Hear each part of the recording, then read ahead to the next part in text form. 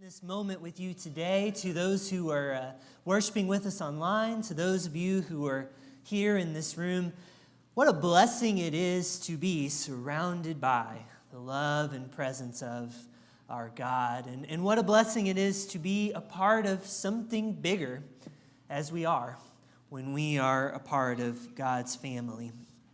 You know, there's a popular Christian song whose chorus goes like this: I know who goes before me. I know who stands behind. The God of angel armies is always by my side. I looked it up. I think it was written in 2013, which explains why I heard that song over and over again as I worked that summer in 2013 as a youth intern with a youth group not too far from here, on youth trips and at summer camp and on trips to the bowling alley. I know who goes before me. I know who stands behind.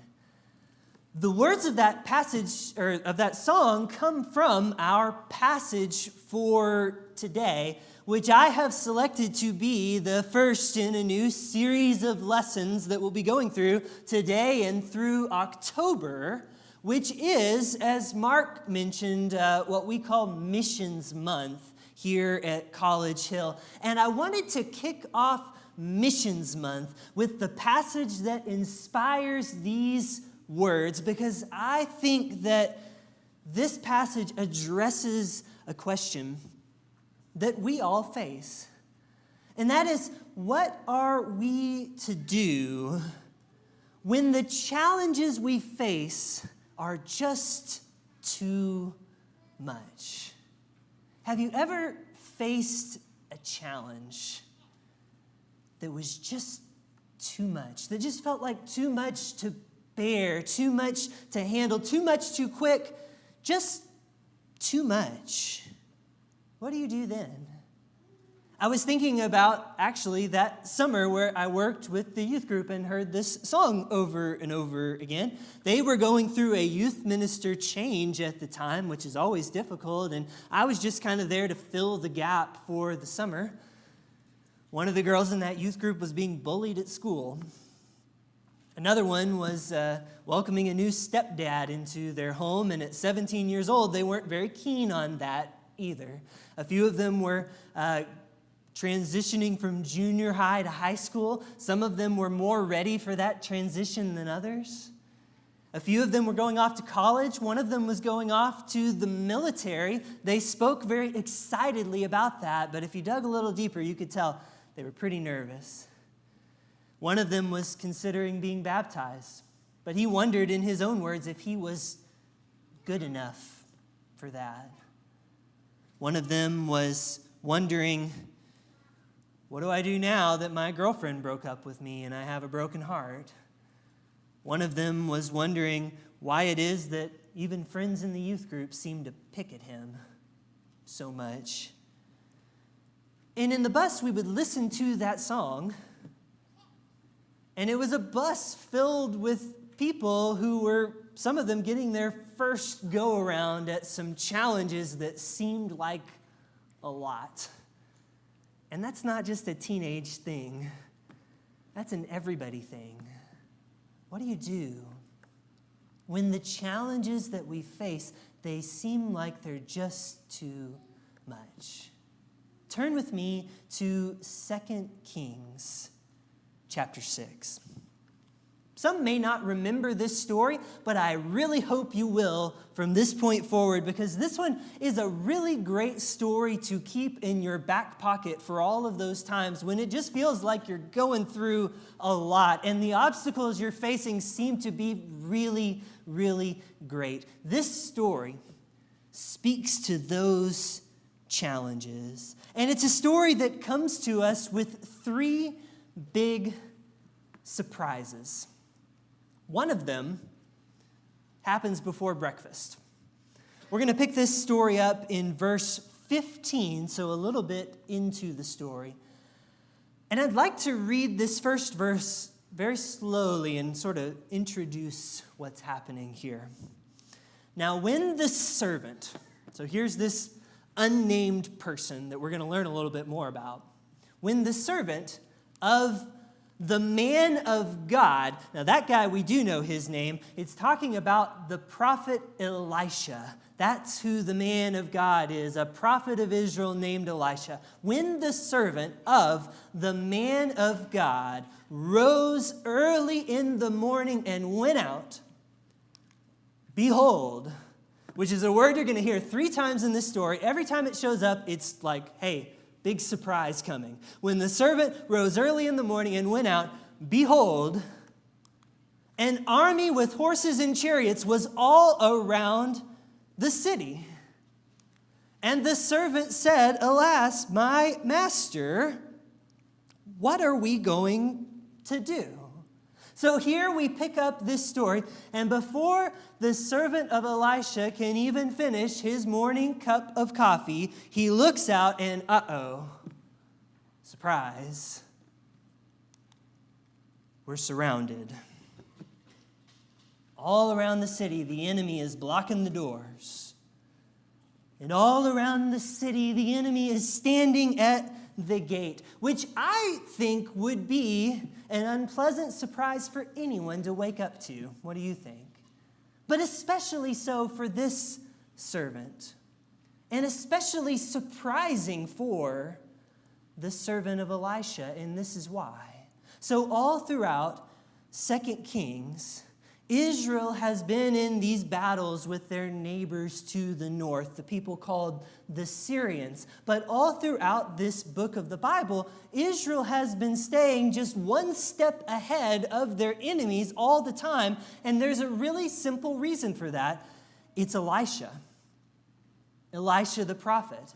So if you go back now to verses 8 and 9, we see that every time the king of Israel's enemies, the king of Syria, wants to set up his next move, and he's going to say, we're going to go camp over here, or he's going to say, we're going to attack Israel over there. Every time he does that, before they do anything, God reveals to Elisha the plans of their enemy, and Elisha reveals those plans to his king, the king of Israel. And then all of a sudden, the Syrians try to do whatever they planned to do, but lo and behold, they're one step behind again and again and again. And you can imagine how this king is feeling. He's just baffled. He's just really frustrated by it all. In fact, verse 11, he thinks there must be a traitor in their camp. Somebody's telling our secrets. Somebody's letting out our plans. Until somebody comes up to the king and says, it's not a traitor you're up against. It's the man of God, Elisha, the prophet of Israel. His God is telling him what you're going to do before you do it, and all of your secrets. He already knows. He's telling them to his king. And that's why your plans keep coming up empty. So the king gets an idea. If Elisha is the thorn in my side, if Elisha is the reason that these plans are just not working, well, then I'm not going to try to hunt and fight Israel. I'm going to try to hunt and fight Elisha. I'll deal with him first, and then I'll be able to take care of Israel. So, verse 13, he says, go and see where he is, where Elisha is.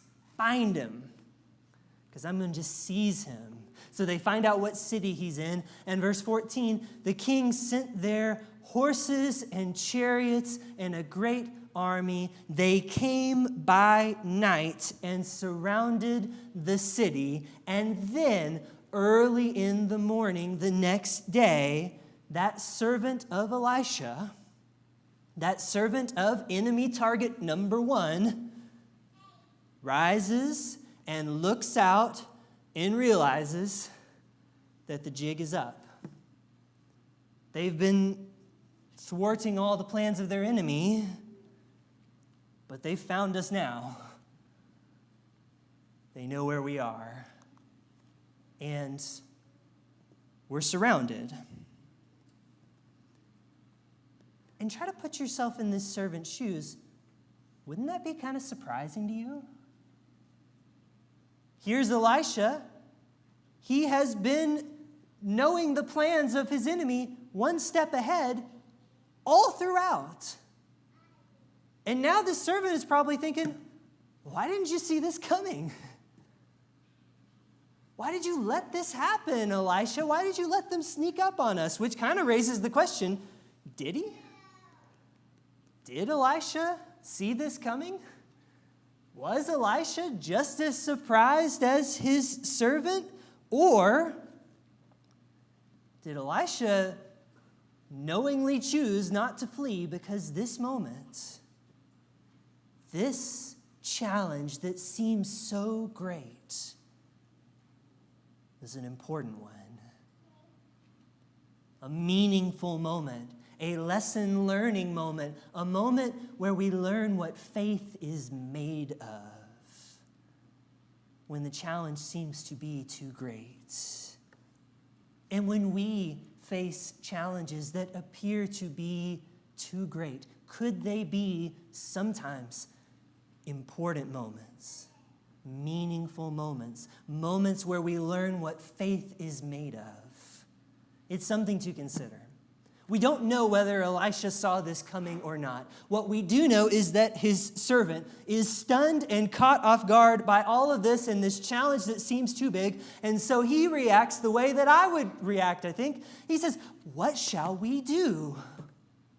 What are we going to do?" And what does Elisha say? What are we going to do, you ask? What are we going to do? Well, I guess that depends on what you mean by we. Come, let me show you something. I've got a surprise for you to see as well. So the servant says, "What should we do?" Elisha says, "Do not be afraid, for those who are with us are more than those who are with them." And then Elisha prayed and said, "O Lord, please open his eyes that he may see."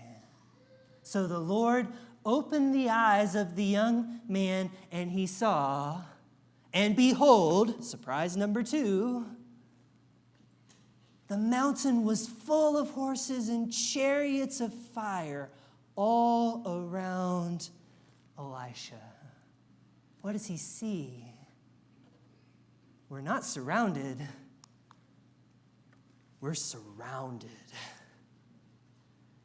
We're surrounded not by the enemy. We're surrounded by the power of the living God. And in the face of this great obstacle, in the face of this challenge that seemed to be too much, the question was a good one. What shall we do? But Elisha says, you need to realize who we is. It's not you alone. Elisha says it's not just you and me, servant and prophet either. You and me are not the heroes of this battle. You need to know who goes before you. You need to know who stands behind. We have a God of angel armies who is by our side. Now, this comes as an even greater surprise, of course, to the servant. He did not see this coming. But in that surprise, I wonder, is there a lesson for us all? A lesson for us to apply, and one to apply especially in those moments in our lives when the challenge seems too great. We're surrounded. Surrounded in a good way by a mighty God. Or in the words of Romans chapter 8, which we love, if God is for us, who could be against us? Isn't that exactly what Elisha is saying when he says, those who are with us are greater than those who are against us? We're surrounded by a mighty army. That's a powerful reality to grasp, to have the help you need. But of course, I think the lesson goes beyond that. Beyond God supporting me, beyond God protecting me, God giving me the help I need. Really, when you think about it, it's not me, but God who has the power. It's not me, but God who saves the day. It's not me, but God who's the hero of this story and the champion of this battle that I am facing. God is the hero. This story helps us to see we're the supporting cast. God is the victor. We're the ones who play our part. And the answer to that question, what shall we do? Well, it starts with God. And we fall into line from there. We are like supporting actors in this great unfolding story of God's victory. And when we're with him, we are surrounded. We are protected. We can stand. But when we are with him, we also follow his lead and do what he does and share in what he's doing to bring about his victory. Which, if the rest of this passage is any indication, is also full of surprises. In other words, when we answer this question, what shall we do in faith, and we play our part, when we realize that we are the supporting cast and God is the hero, what we find is that God is victorious in so many unexpected ways, in very surprising ways. So I'm going to ask you to put yourself in the shoes of this servant one more time. He's just said to Elisha, what are we going to do? Elisha just showed him, behold, the mighty army. Put yourself in his shoes. What do you think he thinks is going to happen next? Oh, it's on now. They're surrounding our city, but they don't even know what's about to hit them. Fear and dread are gone now, but he's thinking God's about to crush our enemies before our eyes. And at first it looks like he's exactly right. Verse 18, when the Syrians come against Elisha, all Elisha has to do is pray, and the Lord strikes them blind by his power according to the prayer of Elisha. And then Elisha has a little fun with them. Elisha says to those who came to kill him, looking for him, he says, hey, this is not the city you're looking for. You gone the wrong way. Follow me. I'll take you to the man that you're looking for. Wink, wink. And then he takes them to Samaria, the northern part of Israel. And then when they get to Samaria, he prays again. He says, open their eyes that they may see. So the Lord opened their eyes. They saw, and behold, surprise number 3, they're in the midst of enemy territory. They're in the midst of Samaria. And now the enemies of Israel are the ones who are saying, uh-oh, surprise, we're surrounded. So Elisha takes them to the king, takes all these enemies to the king. And the king says, well, what do we have here? Shall I strike them down? Shall I take care of these people once and for all? But what does Elisha say? What is Elisha going to do? What he's going to do is follow the lead of his God, who's the hero of this story. The God who is slow to anger and abounding in steadfast love. And Elisha says, no, don't strike them down. Let's eat. Let's have a feast. Don't strike down our enemies. Set bread and water before them, that they may eat and drink and go free to their master. Elisha says, hey, they came to strike me down, but I'm going to put food on their plate, and I'm going to give them something to drink.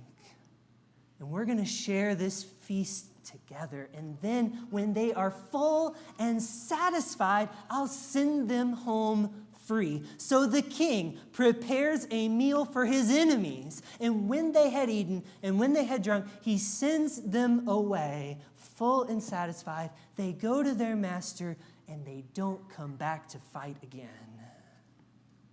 the Syrians did not come again on raids into the land of Israel. That cycle was broken.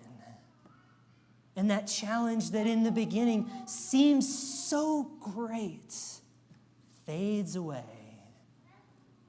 with this feast.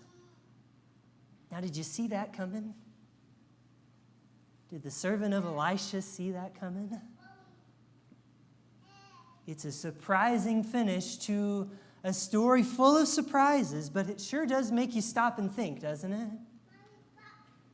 Makes me think about how in the beginning that challenge seemed so impossible. We're surrounded. But then with the eyes of faith to see who's on our side, suddenly that outlook changes. We see the power of God. But then we see what God does with his power, right? God uses his might to bring victory, but it's the kind of victory where everybody wins. It's the kind of victory where even his enemies go away full and satisfied and free, and they're not enemies any longer. That's a kind of victory there. And not only that, but this story helps us to see our role in it all. In those moments when it seems too much. In those moments when it's just too much to bear. God is the hero of this story.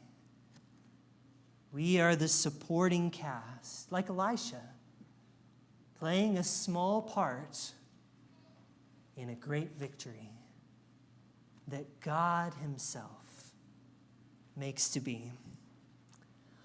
These things make me think about our mission.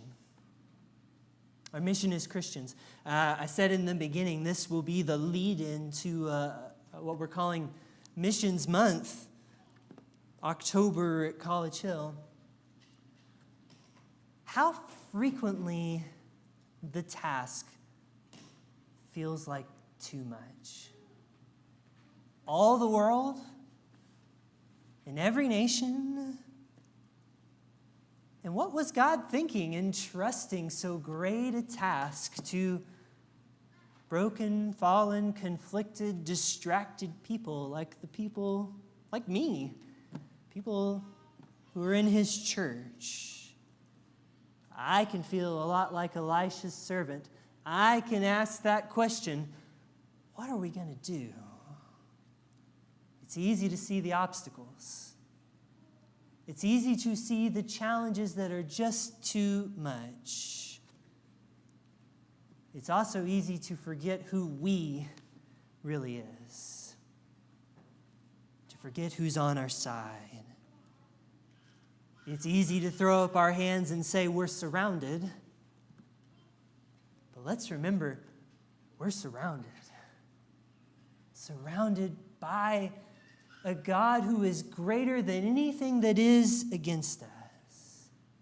This is God's battle to win. This is God's story. We're the supporting cast. And God brings victory with a love that conquers hate and reconciles enemies. Sends them home full and satisfied and free. Like those who take the bread of life that Jesus himself has offered to them. And we can stand in the face of our challenges. We can share in the work that God is doing. For we know who goes before us. We know who stands behind. God of angel armies is always by our side. Maybe this is a message you need to hear this morning. We face all sorts of challenges in our lives, great and small, and sometimes no matter how great or small those challenges are, in our own eyes, they can feel really big, really great.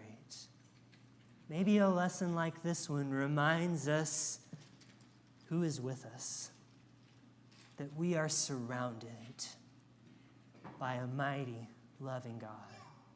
Maybe we're challenged by this lesson to embrace our mission and not just think about the obstacles that we face and the challenges that seem too much, but think about the God who is working in and through us in this world, and what a privilege that is. Maybe somebody here today wants to respond to the gospel of a God who will go with you, before you and behind you. Be baptized in his name. However you may be called or challenged this morning, let's stand surrounded in God's presence and sing this song.